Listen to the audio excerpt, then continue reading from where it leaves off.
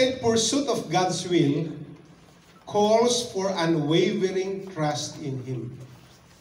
Yung masidhing pagnanasang sumunod sa kalooban ng Diyos ay humihingi ng unwavering trust in Him.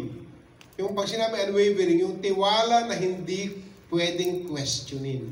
Amen. Ganyan ba tiwala natin sa Diyos? Amen. Na pag sinabi niya, kahit di mag-compute dito, gagawin ko. Kasi meron akong unwavering trust in Him. Amen. Amen. Pag sinabi niyang jump, talon, kahit na batuhan pa yung babagsakan ko, Lord, bato yun. Pero sinabi mo talon, kaya tatalon ako. Dahil kalooban mo na pinatatalon mo ako, malamang magpapadala ka ng mga... Wala na ganung usapan. Ang tagal mo, anak, talon na. Kung talagang tiwala ka sa akin. Alam niyo, nung fraternity initiation namin, kasi pumasok ako sa fraternity nung college, meron kaming part of the initiation, may kutsilyo. Oo. No? 29 ngayon, Batangas na kutsilyo. Yes. Tinayo yun. Naka-blindfold po kami. At pinakapa yung dulo ng kutsilyo. Yes. So, itatama mo yung palad mo. Nararamdaman mo yung kutsilyo. Yes. Opo. Okay. Itaas mo yung kamay mo, paluin mo yung kutsilyo. Pero pinaramdam mo na. Yes. Nandun yung kutsilyo. So, naglalaban dito. Paano kung hindi tanggalin? Dilusot yan. Di ba? Yes. Oh.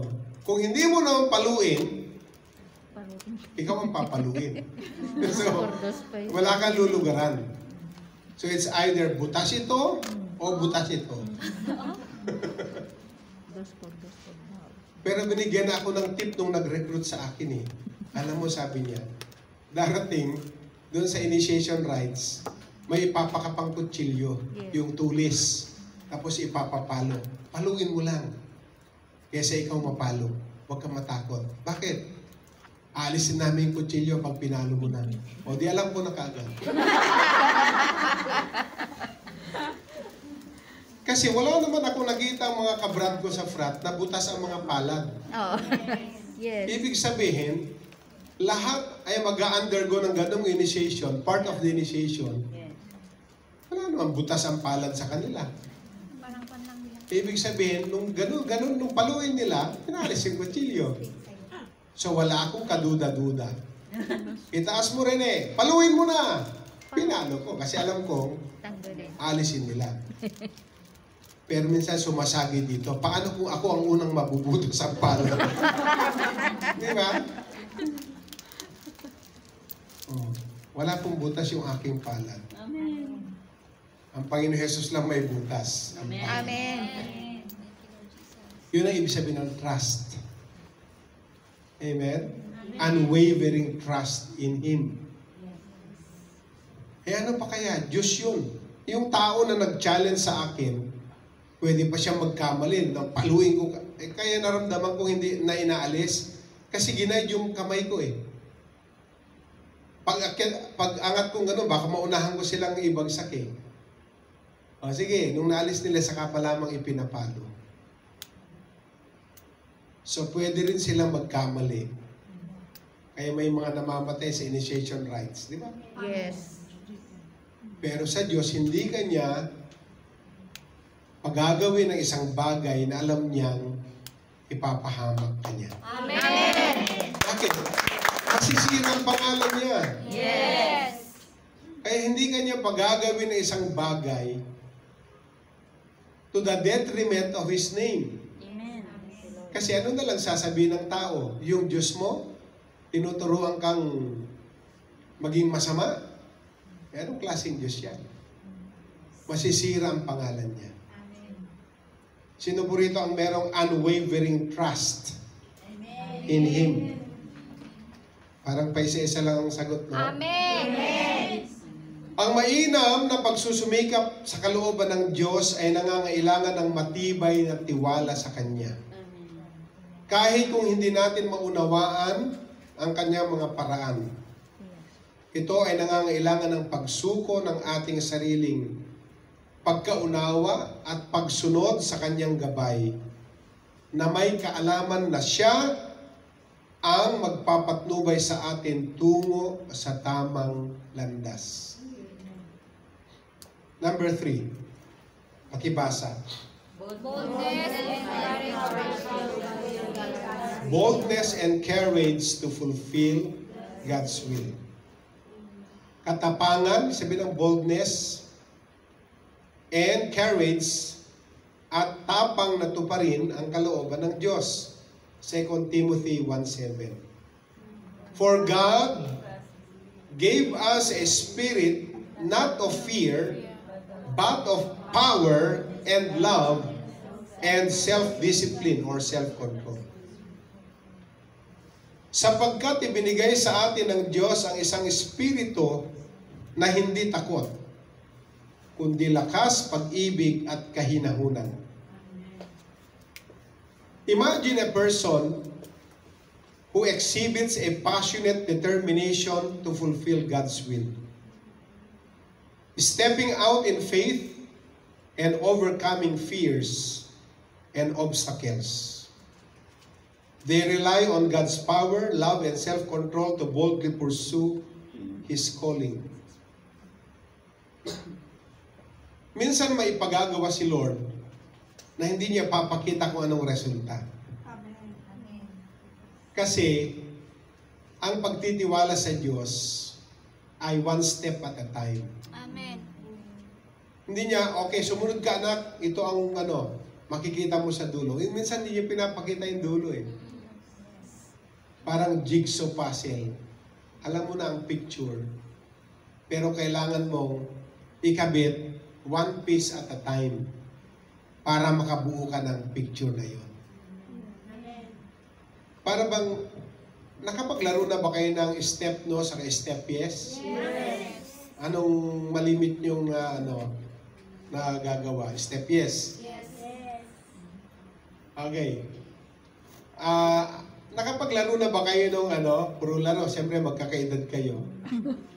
Yung kukuha kayo ng uling o chok. Kumuha kayo sa school ng chok. Tapos ginuhitan nyo, may square-square. Ano tawag nila na yun? Piko?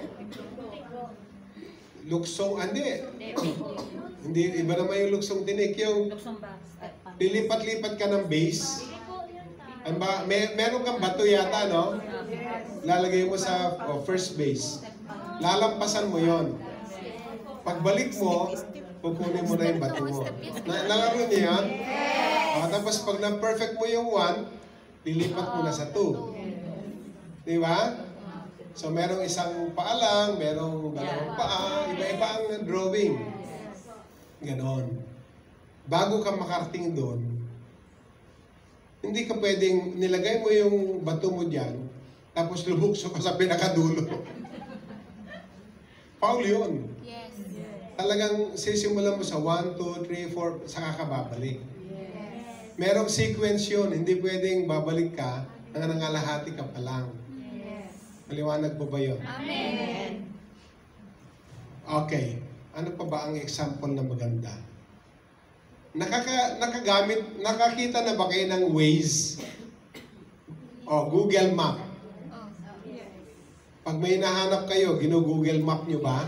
Yes. Tapos sinusundan nyo? Minsan yung Google Map na yan, hindi niya ipinapakita ang buong picture. Kasi pag pinalit mo yan, kita mo kung saan ka magsisimula at saan ka pupunta. Pero hindi mo babasa yung mga streets at saka yung mga landmarks. Pag zoom out mo yan, makikita mo na yung dadaanan mo pero hindi mo ngayon makita kung saan ka papunta. So ang gagawin mo, sundan mo lang yung arrow. Di ba? Pero may nagsasalita naman na turn right to the next corner. Di ba? Nasusundan nyo ba ako? Amen. Sundan mo lang yon. Pag sinabi yung turn right, hindi ka pwedeng, siguro pag nag-left ako, yun din ang punta. Hindi. Maliligaw ka. Amen. Amen. Okay. Meron akong kwento tuloy. Naalala ko. Pumunta ako sa La Union. Sino mo taga La Union dito? Ayan. Nagkasal ako doon sa La Union. La Union din po kayo? Okay. Nagkasal ako, basta parang bundok na yung pinuntahan namin sa kasal. Na kailangan mo i-Google Waze kami, hindi Google Map. Nag-Waze kami para marating. Nung natapos na yung kasal, siyempre nagdilim na dahil hapunan yung kasal. Ang nangyari, nung pauwi na kami, ginugel ko naman uli going to Pusurubio. Kasi pa-out na ako ng La Union. Itinuro kami ni Waze sa ibang daan. Hindi yung pinasukan namin papasok, papunta, iba na ang itinuro niya palabas. Dahil nag-uulan-ulan, napansin ko na parang hindi natin dinaanan itong mga to kasi may makasapa na kaming dinadaanan na may tubig na, kalahati ng gulong. So, malakas ang ulan eh. Sabi ko, sana dumaan na lang tayo sa dati. Kasi dinaan tayo ni Waze sa hindi pa natin nadaanan. Ngayon, may nagsangang daan. Hindi namin alam ngayon kung saan patungo.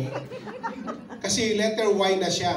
Ito kami, papunta rito isa, papunta dito ang isa. Dahil ako ang driver, ang sabi ko dun sa mga kasama ko, saan tayo? Dahil malabo, kinuha ang cellphone, pero ang pagkakakuha niya baliktad. So kung hindi niya sana kinuha, right kami.